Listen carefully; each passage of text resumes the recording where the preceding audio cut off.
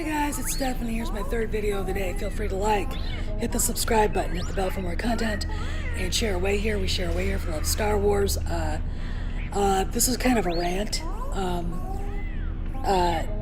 and it's a rehash of things I've said before about stuff I know that's happened, and I'm getting kind of angry at some people because I'm not. Well, you have to see the video, so go ahead, watch the video, and hey everybody at the cantina, pull up a chair, order another drink, pull yourself up to the bar. I want to talk a little bit about another photograph that I did not notice until I was looking at that montage that was linked on Reddit of Kyle Ron's helmet. First off, I want to say this. The one thing we learn in Star Wars is that blind anger and rage colors reality. It colors the truth. It makes you, for all intents and purposes, blind to what's really going on. Now, for the last 9, 10, 11 months, I have been here talking about what's really going on behind the scenes at Lucasfilm. I was right about Carrie Hart being gone. I was right about Kennedy not having any power over Lucasfilm. I was right about the big conference call that Iger was part of that basically bared the soul and turmoil at Lucasfilm to Kevin Feige and, at the time, the president of Pixar, John Lasseter. I was right about, Carrie Fisher being in episode 9. I was right about a lot of things. So is Craig Johnson. I'm going to have to go over this again and very slowly so people understand, because I'm really getting kind of tired and sick and tired of the mass raging going on. There's absolutely no reason to be angry anymore. I am boycotting because I didn't like the way Star Wars Theory was treated. I've got a laundry list. Even if I get the laundry list, my boycott will still go. I might do the secret squirrel thing and buy a ticket to Jumanji and then go see it a week after it showed, a week after, all right? If my laundry list is completed. But I got a laundry list. Everybody knows what it is. Here's the deal. Okay, I'm going to give you a list of things that are going on at Lucasfilm and have gone on. A year ago, it'll be a year this last September, J.J. Abrams was named to replace Colin Trevorrow as director of Episode 9. Okay? Because Trevorrow got pissed off that they killed off Luke. And Kathleen Kennedy was like, I don't get it. You're making hair dry. I ain't coming and do it. And, Bob Iger's like, no. So, J.J. Abrams got tagged to not only produce Episode 9, but write and direct it. He's got Chris Terrio with him. And George Lucas actually helping. Lucas himself, the maker, James Halliday in reality. Anyway, here's the thing about JJ. I'm going to give you a little, an anecdote before I tell you what this is all about. I was on Twitter the other day, or a while back, and, Pablo Hidalgo was talking about TFA and that he didn't like the movie. And it's like, well, and one of the, his butt kissers goes, well, gee, Pablo, why didn't you like it? And he said, I did like it fine until a certain character showed up. And he's like, well, who? And he said, Han. Goes on to say that Harrison Ford basically stole the movie from Finn and Rey, Poe, everybody. Well, Jesus effing crisscross, dude. He's Harrison Ford, biggest movie star in the world. When you add up box office and check it for inflation, no one's earned more money than he has for studios. Okay, Pablo? maybe people went to go see that piece of shit movie because he was in it. And he cost Disney, Kathy Kennedy's stupid fucking idea, gotta kill him off, that cost Disney $1 billion. You could have added another $1 billion if he and Mark Hamill and Carrie Fisher had been in TLJ together. Because it was the last time you could have had that done, because Carrie, God bless her soul, is gone now. Okay? She's probably up there in heaven flipping us all the bird. Anyway, so it started to make me wonder, and I know I've heard this before, but J.J. Abrams and the story group as it was at the time in 2013 when they were filming episode 7 did not get along. And he did not get along, and he clashed really badly with the now demoted, fired Kiri Hart. And here's the deal. J.J. Abrams probably walked out of TLJ going, this is not what okay, what? What the fuck? Look at TLJ as a story group's reply to JJ's, I'm not letting them anywhere near what I'm doing, this movie. All right? You wonder why the new Diz canon is so incoherent and just fucked up. It's because the movies and the books all clash. The movies, the comic books, and the novels together clash because they don't have any sort of rhyme or reason. Okay? There's no rhyme or reason for it. So, when you look at TLJ, look at it as a FU to JJ for making at least a Star Wars movie, trying to with the 6 months that the 6 months that he had to write the script. Now I know people will be going, oh, he still sucks, blah, blah, blah. Here's the deal. Michael Arndt asked for 2 years, 18 months to 2 years. Kennedy fired him for it. JJ did the best he could with what he had. Now, JJ's not Steven Spielberg. He's not George Lucas. He's not Francis Ford Coppola. He's not Scorsese. He's not, James Cameron. He's not Christopher Nolan.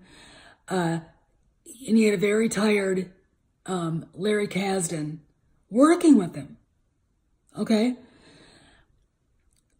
I don't fault JJ. He did the best he could. Okay? He really, really did. He had Harrison Ford written into at least one or the first 2 drafts of his, script treatment for, the episode 8, and Kennedy had a shit fit. No. This movie's about my characters. Mine. So they kill him off in TFA instead of Han handing Luke his lightsaber, saying, get back to work, kid. It's Rey, nobody.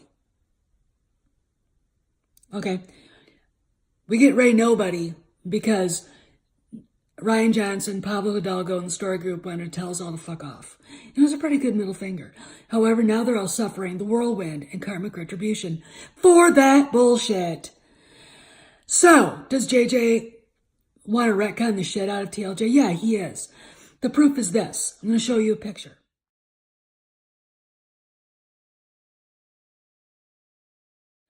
Okay, that's Kyle Ron's helmet. Repaired. With the red stuff. That's a picture from the Reddit article that I did not notice.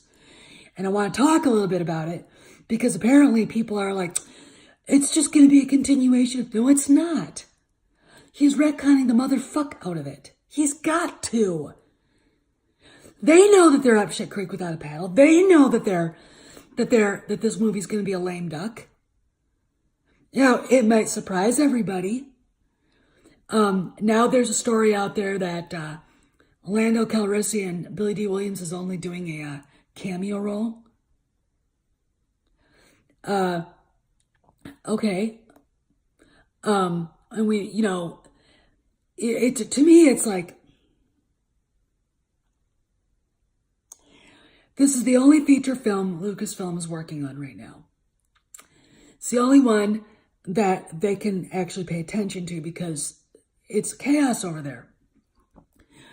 The story group apparently doesn't have anybody leading it, and I really don't think that the story group itself is even together anymore in that way. I really, really don't. I think when Carrie Hart left, they started pushing people to different areas. Probably call it the story group, but it's really not what it is purported to be anymore. And we still have a lot of work to do. We still have a lot. There's still a big fight going on, and the fight is against Pablo Hidalgo and the rest of them. And we need to see Kathy Kennedy leave. And she's not going to leave till 2020. Okay, she's not going to finish out her 3 years. I don't care who says what, because episode 9 is going to be a flop. And there you go. But for crying out loud, if you honestly believe that they're not retconning the motherfuck out of TLJ because of how angry we are, you are a blind, angry fool, and you need to stop it. I'm angry because I keep telling people the same shit every day, and they don't listen, okay? All right, I can't, it's like, what am I doing, wasting my time? Shut up, sit down, grab a chair, grab a drink, and listen, okay?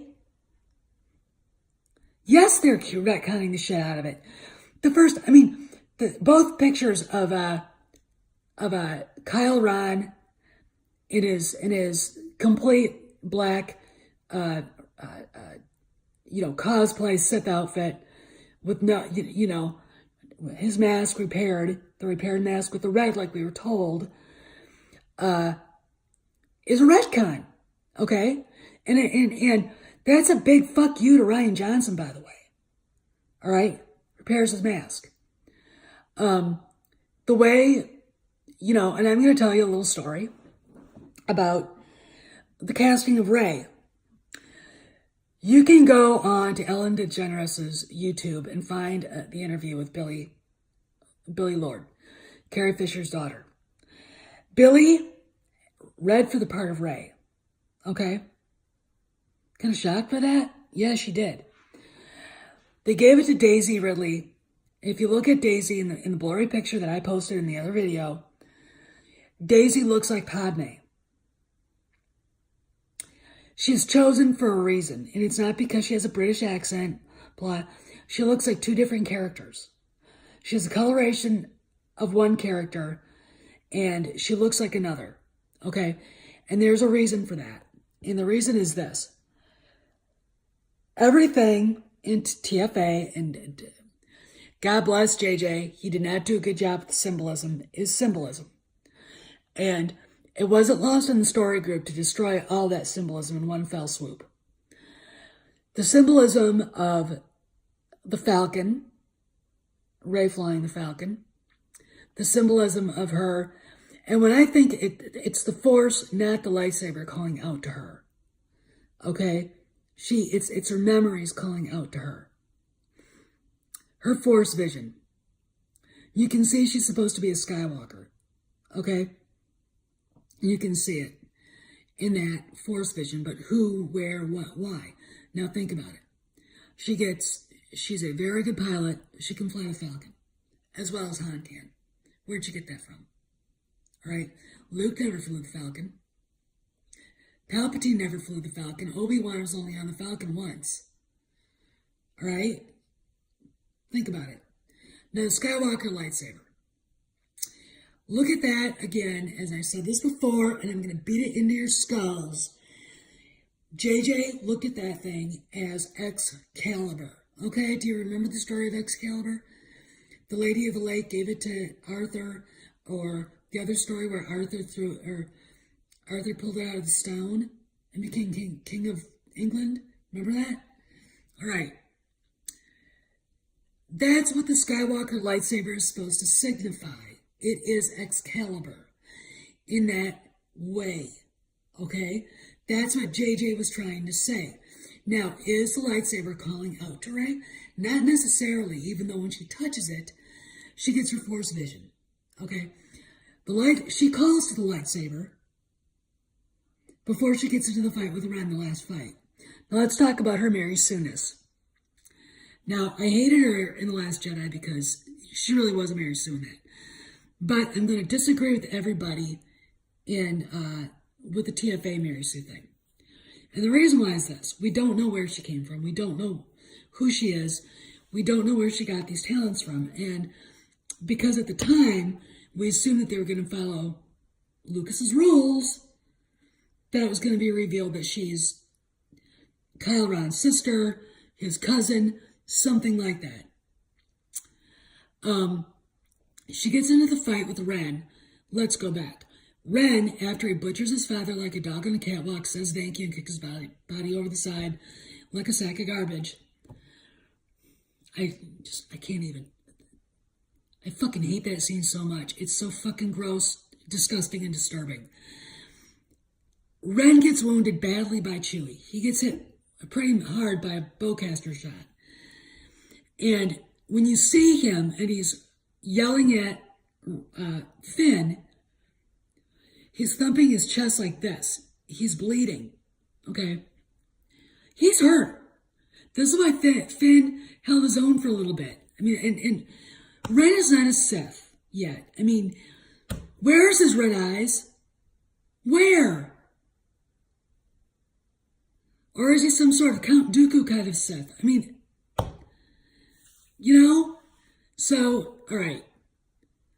So, Finn holds his own, ends up getting hurt really bad, cut up the back by a lightsaber, and the Skywalker lightsaber falls into the snow, and with the hilt sticking up, and Ren's reaching back for it, and it starts to jiggle, and it goes flying past him, and lands in Rey's hands. She's calling it. It's not calling to her in that, she's calling it. Now, how does she know how to do that?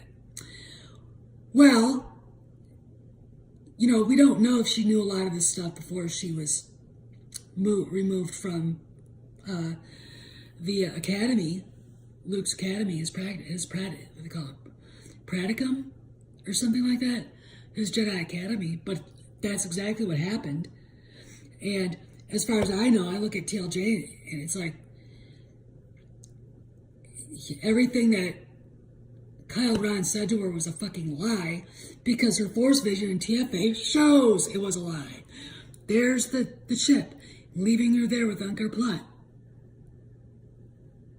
There's Kyle Ron saving her from one of the Knights of Ren. The next thing you know, she's being left on Jakku. You think maybe he was the one that did it?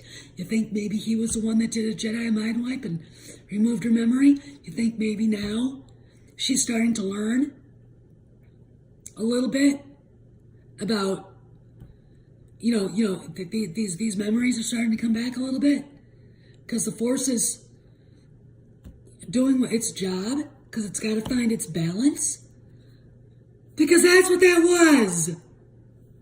All right. It's not that hard. J.J. Abrams wrote it.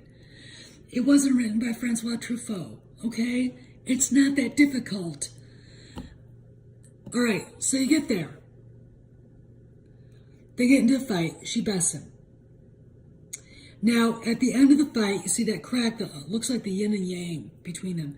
He's sitting on one side, and he's sitting in the snow on one side. She's standing in the snow on the other. Okay? And they're like staring at each other opposite, like the yin and yang. Balance, which is what the yin and yang means. All right. He's rolling around in the snow going, Rey, oh Rey, oh Rey. I can't remember everything he was saying. And she's just staring at him like, fuck you, and then she goes back to help Finn, and Chewie shows up, and, we get on there. Now let's go to other symbolism. I've done this video 3 times now. Listen to me. They get back to Dakar. Falcon lands, Chewie carries out Finn, and you got JJ's excuse. Oh, I forgot, I should have done that. No, JJ did exactly what he wanted to in that scene. Okay, Leia sees Rey and goes right to her and hugs her. And hugs her like she knows exactly who she is And there's that ring now that we've been told is all meaningless, which is bullshit because we're not talking about TLJ anymore. We're talking about what JJ wanted to convey through symbolism. Okay? It's not that difficult. Anyway, the ring is basically, if you look at the end of the fight in the snow on Starkiller Base, it is exactly what you saw, them standing opposite with a crack between them. You got Kyle Ron, you got Ray. Look at the ring again. You got Kyle Ron, you got Ray. That ring is a mother's ring, okay? Everybody said that. What the story group said was, fuck you to us all, okay? They said, fuck you to us all, because they wanted to destroy what JJ was doing because they were mad as hell at him. And Kathy Kennedy let him do it. Because it had all of this social justice bullshit crap, garbage, that she's so enamored with. And now we're stuck with this shit. Okay? So, let's go back. Let's go forward to episode 9. So Disney and J.J. Abrams are behind the 8 ball because of TLJ and how badly it hurt what they've been trying to do. Now we've got, this galaxy of heroes with Leia being mean to Han, being mean to Luke, slamming Luke up against the wall on the Death Star while they're being shot at. I mean, fucking A, Disney, just fucking stop it, okay? Just stop it. We were perfectly happy with them being the way they are, Han and Leia and Luke. You guys come in and all you do is just shit all over everything. Stop it. Just stop it. I'll tell you what, Galaxy's Edge, you're basing it on all these new characters that we all hate. Think anybody's going to want to go to that? I don't. You're going to have to rename everything. You're going to have to go back and basically add rides, bring back what Star Wars is. Maybe you should stop trying to Disneyfy it, okay? All right? I'm going to leave you with this. You cannot uphold and empower women by trashing men, okay? I looked up to Han and Luke, especially Han, when I was a kid, and I still do. What you have done to that character is evil on a level I can't even describe, okay? You see, what you're forgetting here is that fictional or real heroes mean something. Oh, you do know that. Which is why you're doing what you're doing, because you don't want us to have heroes like that. Yeah, see, I understand SJWs. I know exactly what you're doing. I went to college, and guess what? You're going to lose this fight, okay? Get woke, go broke. Because that's exactly what's going to happen with Lucasfilm and this retcon of everything that Lucas built, James Holliday, by this corporate monster and these greedy, power-hungry SJW scumbags that are running Lucasfilm right now. We're not going to rest. All right? And if you think Carrie Hart's scalp on our belts is going to be enough for us, no, it's not. It's not even close. All right? We are in for absolute victory. Complete victory. Your total capitulation. Okay? This is war by other means. And we are waging unrestricted warfare against Disney right now, against Kathleen Kennedy, against her minions, against the SJWs at Lucasfilm who fucked everything up on purpose. Out of envy, pride, greed, sloth, gluttony, hate, wrath. All right? And we're not going to expect anything other than unconditional surrender.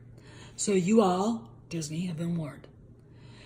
Lucasfilm, you know, J.J. Abrams, you put him in a bad spot. And I honestly feel sorry for the guy. I don't give two rats' asses what anybody thinks. All right?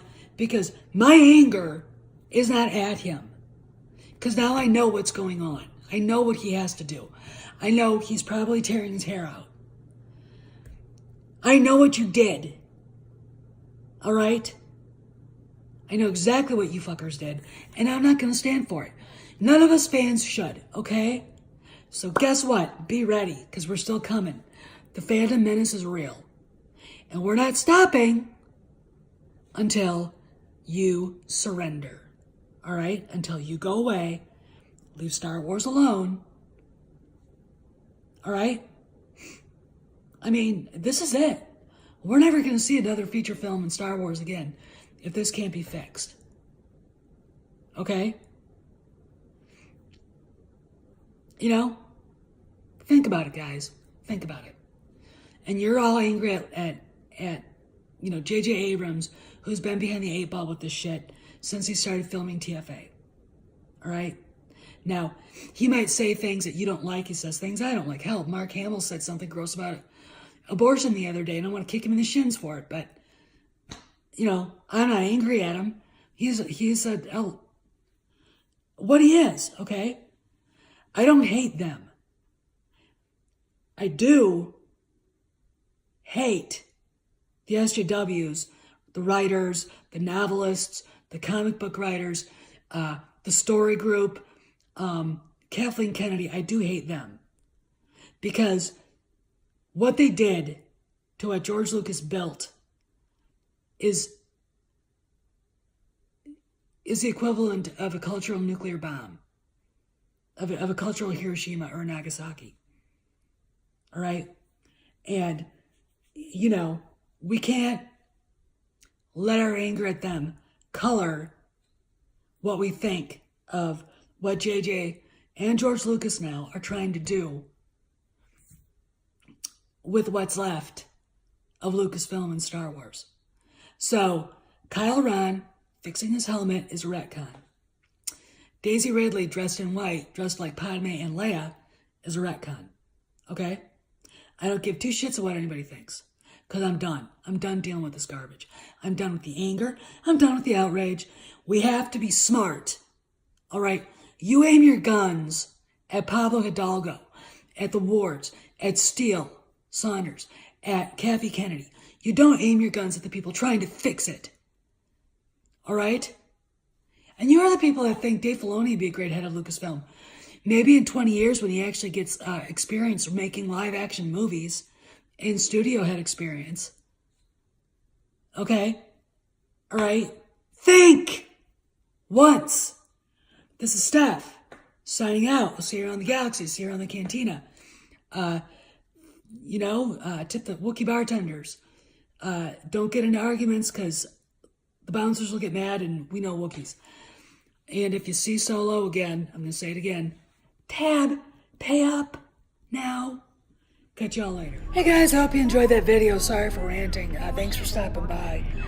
I'm getting really tired of the anger because blind rage is unhelpful right now. We really need to be smart about this. You know, a lot of people just aren't. They're just raging. So, you know, subscribe if you haven't. Hit the bell for more content. Hit the like button. And share away here. We share away here for love Star Wars. I'll see you around the galaxy. And I'll see you around the cantina. Remember, tip your Wookiee bartender. And if you see Solo, owes me money. Talk to y'all later.